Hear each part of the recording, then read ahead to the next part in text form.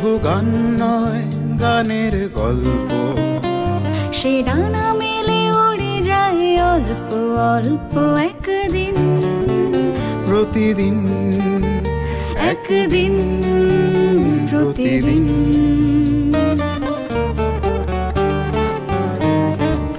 কেন সে গান গায় সে কথা অজানা, সে সর সন্ধির সন্ধিতে নিশানা। কেন সে গান গায় সে কথা অজানা, সে সর সন্ধির সন্ধিতে নিশানা।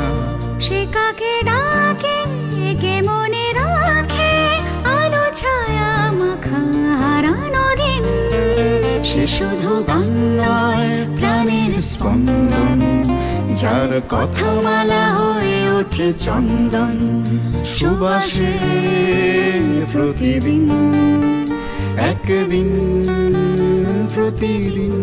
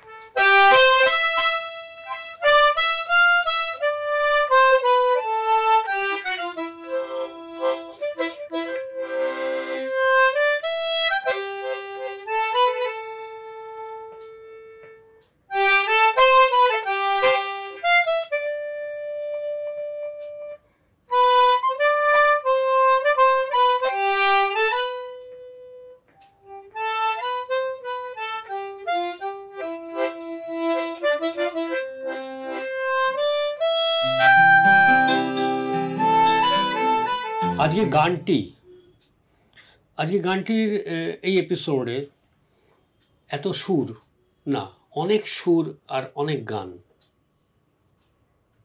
গান কি সবসময় গলা দিয়ে গাইতে হবে? একটা ইনস্ট্রুমেন্ট, একটা ছোট্ট ইনস্ট্রুমেন্ট, কিন্তু আমি বলি একটু অন্য ভাষা ধার করে খুব খতরনাক ইনস্ট্রুমেন্ট। ইনস্ট্রুমেন্টটাকে হাতের মধ্যে লুকিয়ে রেখে একটা ম্যাজিক তৈরি করা যায়। নামটা বলছি না এক্ষুনি, সব ইনস্ট্রুমেন্ট তো দেখতে পাওয়া যায়।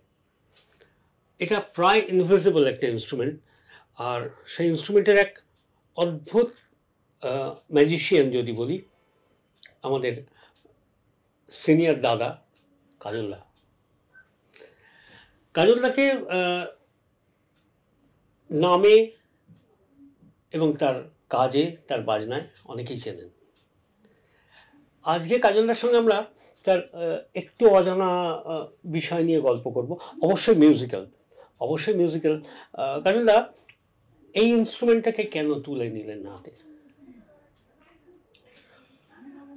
আমি ছোটবেলাতে এমনি নিজে বাজাতাম, তারপরে ইন্সপিরেশন ছিল ওই সিলোন রেডিওতে আর বিবিধ ভারতী মিলন গুপ্তর হিন্দি গানের রেকর্ড। তাহলে আমরা কি এটাকে অডিয়েন্সকে একটু ধরে রাখবো যে এটা ফ্রেঞ্চ হার্প বলে শুরু করব? এখনো বুঝতে পারেননি, বুঝবেন খুব শিগগিরই। তারপরে তখন তো বাড়িতে এনকারেজ করেনি এরকম। একটা ডায়াটনিক মডেল নিয়ে আমি মিলন গুপ্তর কাছে গিয়েছিলাম, পরে আমার বন্ধুর মতো হয়ে গেছিলেন। কিন্তু পরে সেই যুগও খুব কস্টলি ছিল জার্মান ইনস্ট্রুমেন্ট। প্রথম আমার বেসিক যা হলো মিলনদার হাতে, সারগামটার। আমি মিলনদার রেকর্ডিংও বাজিয়েছি একসঙ্গে। আরে ইনস্ট্রুমেন্টটা কি সেটাই তো বলেননি এখনো। হারমোনিকা। ও, আপনারা ভাবছিলেন ফ্রেঞ্চ হার্প আবার কি জিনিস? এটা প্রায় 1800 শতকের ইনস্ট্রুমেন্ট। হ্যাঁ, হারমোনিকা। এটাকে এখানে মাউথ অর্গান বলে, আমেরিকাতে ওদের দেশে হারমোনিকা বলে। আচ্ছা, মাউথ অর্গান বলে। মানে আমরা কি ধরে নিতে পারি যে হারমোনি শব্দটার সঙ্গে খুব ইন্টারকানেক্টেড? তাই বলে সেই ভেবে নামটা দিয়েছে হারমোনিকা। ওকে। তারপরে আমি পরিমল দাশগুপ্তর কাছে আছি, স্কলার, আচ্ছা, আমাদের বিখ্যাত স্বনামধন্য পরিমল সুজিন্দার ভিতরে, মানে he actually he knew what is harmonica. Okay, আমাকে শেখালো। তারপরে আমি আই ব্রোক দ্য ব্যারিয়ার 1970-তে। তখন হারমোনিকা স্যাক্সোফোন রেডিওতে দিত না কিন্তু, আচ্ছা, ওয়েস্টার্ন মিউজিকে। I was the first man after independence 1971-এ চালু করি। মানে সেও তো প্রায় একটা ইতিহাস সৃষ্টি করা আর কি। হ্যাঁ, আচ্ছা আর আমাকে খুব হেল্প করছেন স্ট্যানলি গোমস, ছিলেন না ভায়োলিনিস্ট, আচ্ছা, স্ট্যানলি গোমস। আমরা সিনিয়রদের কাছে ওনার নাম শুনেছি। বম্বে চলে গেলেন না, খুব হেল্প করছেন। গান গানটি গান গানটি গানটি গান গানটি। কিরকম সেই এক্সপিরিয়েন্সটা, মানে প্রথম অল ইন্ডিয়া রেডিওতে অডিশন দেওয়া এবং বাজানো? অল ইন্ডিয়া রেডিওতে যখন গেলাম, যে ওরা একটা লকডাউন করলো যে বিদেশিদের মতো বাজাতে পারবে। ল্যারি অ্যাডলারের কথা বলে, ল্যারি অ্যাডলার এমন একটা লোক, লেজেন্ড, মানে last word in harmonica Larry Adler, classical. তা আমার 12টা পিস নিয়েছিল ওরা। আমার সঙ্গে আমার বন্ধু টুটুল গিটার বাজিয়েছিল। ও, আমাদের টুটুল গাঙ্গুলি। হ্যাঁ, আচ্ছা, টুটুল গিটার বাজিয়েছিল। ওটা ওরা দিল্লিতে পাঠালো, দিল্লি থেকে অ্যাপ্রুভ হয়ে এলো। So I got an opportunity to play in Western music. কি বাজিয়েছিলেন ওই দিন, একটু মনে আছে? নিশ্চয়ই মনে আছে। থেকে লা পালোমানো, লা পালোমা, স্কেলটা সি। ওকে,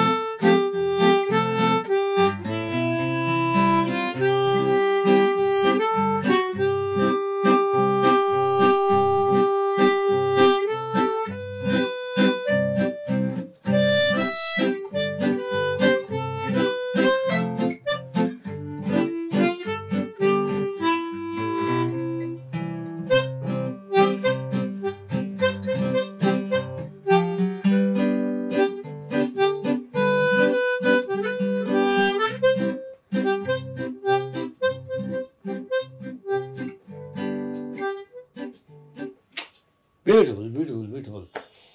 এই জন্য ঠিক সেই কলকাতার 60-এর দশক বা 70-এর দশকের রেডিও খুলে ক্যালকাটা বি, বরুণ হালদার,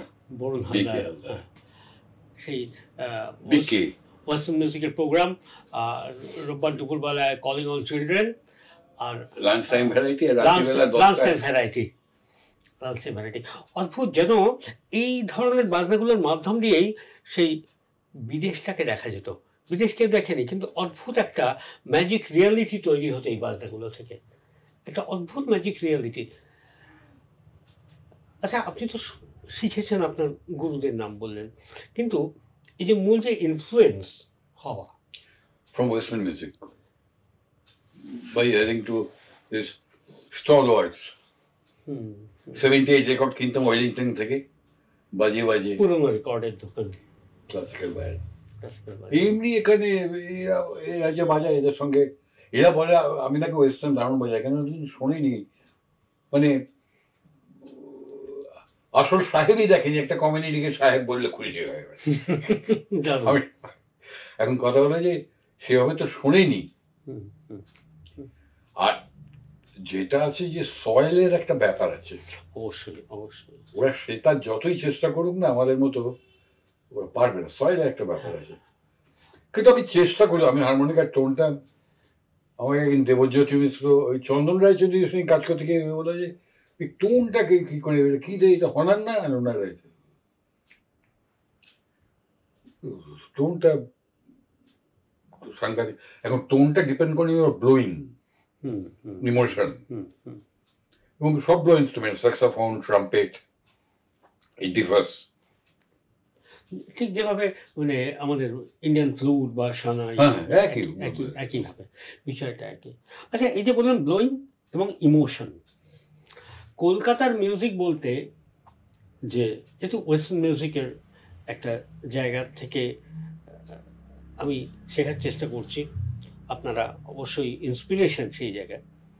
এবার কলকাতাকে খুব আইডেন্টিফাই করা যায় মিউজিক দিয়ে, তার হ্যাঁ, কলকাতাকে আইডেন্টিফাই করা, যে কলকাতাতে এত ভার্সেটাইলিটি, এত ধরনের মিউজিক আপনাদের সময় বিশেষ করে, যে সমস্ত আমাদের আগে থেকে আরো সমস্ত সেকশনগুলোতে আলাদা আলাদা মিউজিক হচ্ছে, যেন পার্ক স্ট্রিটে একরকম, ডোভালেনে আর এক রকম, বিভিন্ন পাড়ায় পাড়ায় জলসা হচ্ছে, সেখানে নানা রকম ইনস্ট্রুমেন্ট দেখতে পাচ্ছে, তখন অর্কেস্ট্রা একটা প্রোগ্রাম, অর্কেস্ট্রা একটা প্রোগ্রাম হতো।